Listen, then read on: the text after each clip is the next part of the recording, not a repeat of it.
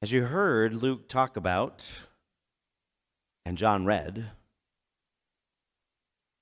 when Augustus was emperor in Rome and Quirinius was governor of Syria, that will be on the test later. When Joe Biden was president of the United States and Doug Ducey, governor of Arizona. When the pandemic was shifting toward endemic, and yet still people tested positive for COVID and missed family parties and travel. When inflation was making it a lot harder for people to buy things at Christmas. When a makeshift border wall was constructed and deconstructed, made out of shipping containers. When Vladimir Putin continued to devastate the people of Ukraine. When people freeze to death in the streets. In the midst of all of that, in the midst of all of this, Luke says there's good news. God speaks a creative word. God speaks a creative word. And God's been up to that kind of thing from the very beginning. All the way back to Genesis. The story starts out, there's chaos and emptiness, and God speaks. And God's Spirit moves over the chaos and fills the emptiness. And there's this creation that comes forth, bright, beautiful, abundant, full. And in that creation, there's us, human beings. We're told created in the image of our creative creator. Sounds like we got some creativeness going on in us. And it works best, according to the story, when the humans are attuned with their creator to be most fully creative. But what happens in the story is that the humans sometimes just try to do it on their own and then get disconnected from all of that creative spirit and energy, and then sometimes are afraid and live in scarcity and fear, and then start to push and shove. And then we have wars and injustice and devastation. And it's hard. But God never quits or gives up.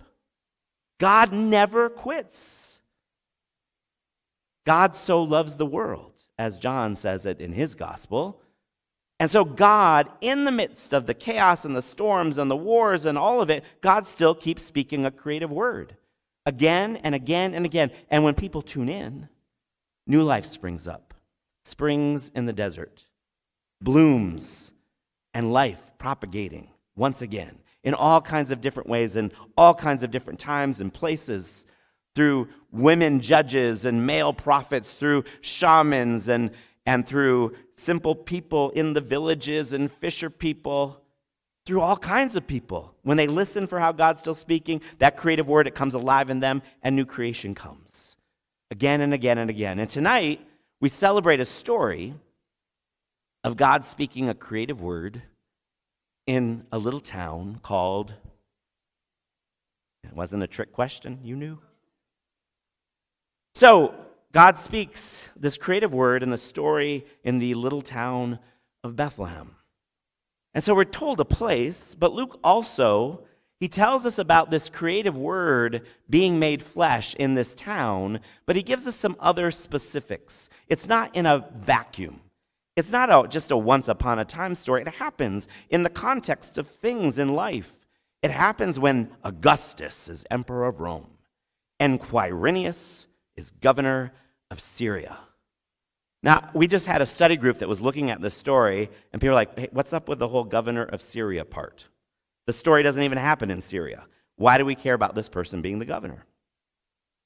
Well, Luke wants us to know about that time that Quirinius was governor of Syria, because the people hearing the story, they knew that Quirinius, he's not been elected governor. It didn't work that way.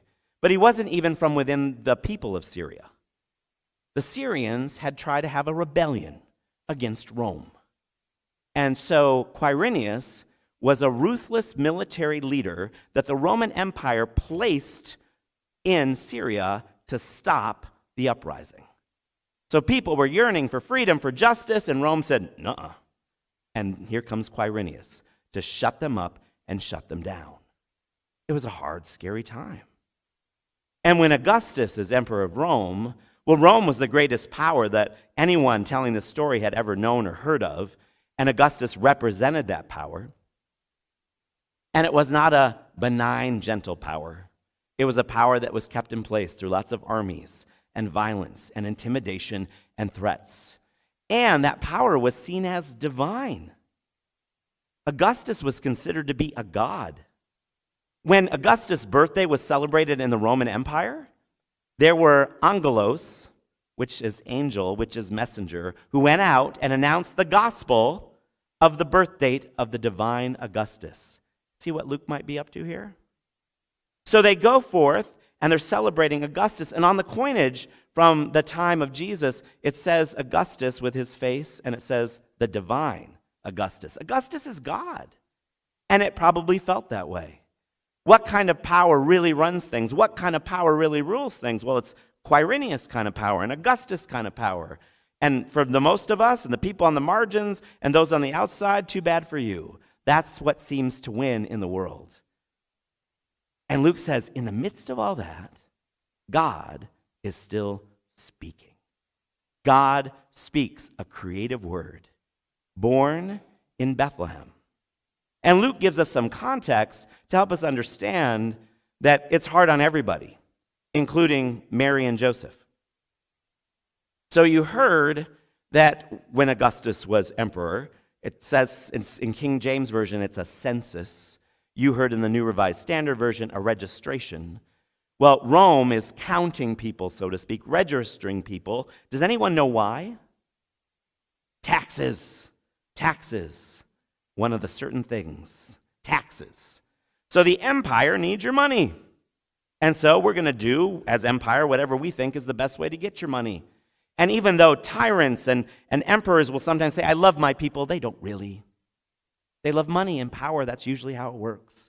And so it was when Augustus was emperor. And how do you know? Because even if you're great with child, the empire can create a system where you have to leave your hometown of Nazareth and travel all the way to Bethlehem because the empire doesn't really care. They just want to hold on to the money and the power. It's a scary, hard time. But in the midst of all of that, God speaks a creative word. And the story says, Luke says, that God's life, in the midst of all that's hard, is born in a simple, humble way. And the baby born, Jesus, is put in a manger. A manger. Now, a lot of us, we've heard manger all our lives. Anyone know what a manger is? Feeding trough. He's in a food dish for the animals. That's where baby Jesus is. And maybe that's a little uncomfortable. But the story was meant to make us a little uncomfortable. And the story is saying, so the way God works is in the surprising, in the lowly, in the upside down, in among the people who you think don't matter or who are on the margins. And this baby's born in the feeding trough. And I think there's another element I'll lift up about the feeding trough today, that this baby born in the feeding trough grows up to be called in John's gospel the bread of life. The baby born in a feeding trough will say to his disciples later, I am bread for you, take and eat. The baby born in a feeding trough grows up to say, I am food for you, my way, my path, what I'm teaching you, take it in, and you are what you eat. You become bread of life. You become living water. You become healing. You become hope. Jesus says, come follow me and take in this creative word. And it's alive in you, and you speak and you live and you act on this creative word, and more life comes. In the midst of the chaos, in the midst of the emptiness, God is still speaking. Even as Joe Biden is president and Doug Ducey is governor of Arizona. God is still speaking a creative word. I was remembering a time, those of you who maybe are newer here or this is your first time here, this church has an amazing staff team. It is really one of the best teams of people I've ever worked with. And John Angiulo right here is an amazing pastor to work with. So I've been really blessed here, but I've also been blessed with some good folks to work with in other places too. And I was remembering one of those the Reverend Dr. Marie Lamar Ford. She was an interim associate pastor in a church I served in Connecticut. And Marie had a good heart, metaphorically, but physically, actually, she had some heart trouble. And so in December of one year, while she was serving in that church, she'd gone to a routine medical appointment, and there was a blockage, and she was going to need a surgery. And so Marie was scheduled for that surgery the week before Christmas. I prayed with Marie. The church prayed for Marie. And her husband called us, and Marie didn't make it. There had been an aneurysm. And all was not merry and bright. It was just a few days before Christmas, and we've lost one of us. And Marie had brought to this congregation, and we're going to try it for the first time this year at that church, an intergenerational, interactive Christmas pageant. And how it worked is that, like, say you're coming into a worship space like this, but before you got in here, there's tables loaded with costumes. And you know ahead of time this is going to happen, but you come in like, you want to be a shepherd this year? Take the shepherd, right? Or the crook. You want to be a cow? You can be a cow. You want to be a donkey? Donkey. Want to be angel? Halos, wings. It was really fun. And so the idea, though, is that there was a narrator telling the story, and that at different points, a song would be sung, and you knew you came forward. So the animals would come forward, the angels came forward, the shepherds came forward, the people came forward. And so by the end of the service, the idea was the whole community was no longer in pews, but gathered around Jesus. Because the idea of this story isn't we're just observers, we're meant to be participants. So she had come up, she'd brought this to us, and we were going to do it. And that year, Christmas Eve was a Sunday, and so it was going to be our morning Christmas Eve service. And so she was the point person, she was going to make it happen, and we all felt pretty awful, and we wondered, could we do this? And we discerned it would be good to still gather in community. It would be good to tell the story. It would be good to do this thing that she had brought to us. But we also knew that her family, there wasn't going to be a memorial service till after the holidays. So we also would be gathering, though, full of our own grief and our sadness. And so the hour before the worship service, we invited people to gather. In that church, there was this big round building that was the Christian education wing. And so there was this big round gathering room, and then the classrooms went off of this round gathering room. And probably space-wise, just imagine this space, but round. So people were invited to come to share a simple prayer and share some memories and stories and gather. And so as we started, we'd form this circle, and then more people kept coming in, and everyone made room, and the circle got bigger and bigger and bigger and bigger, until finally we were shoulder to shoulder against the wall of this round room. And there was beautiful stories shared, and tears cried, and songs sung. And one of the things that emerged from that time was some conversation about how to remember Marie. And this was a church in New England, and I don't know if you've ever been to, well, churches in general do this, where a lot of ways we remember people, and it can be lovely, is there something we buy or some object we place, and there's a plaque, right, to remember them. Well, that was not Marie. And Marie, her heart really was for a ministry to marginalized people in Hartford, Connecticut. And the idea emerged from that time, that circle of prayer and weeping on Christmas Eve morning was to remember her by committing to support that organization with dollars and with our bodies. And we formed a partnership and a relationship. And so even in all that chaos and emptiness, a creative word came as the people gathered to be, to pray, to listen.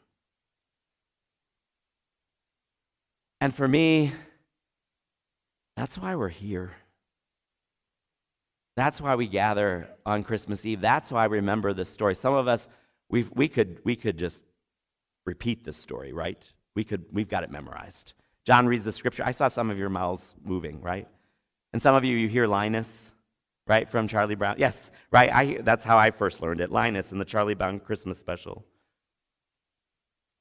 But it's not just a story to hear and to observe. It's an invitation to participate. Because God didn't just speak when Augustus was emperor and Quirinius was governor of Syria.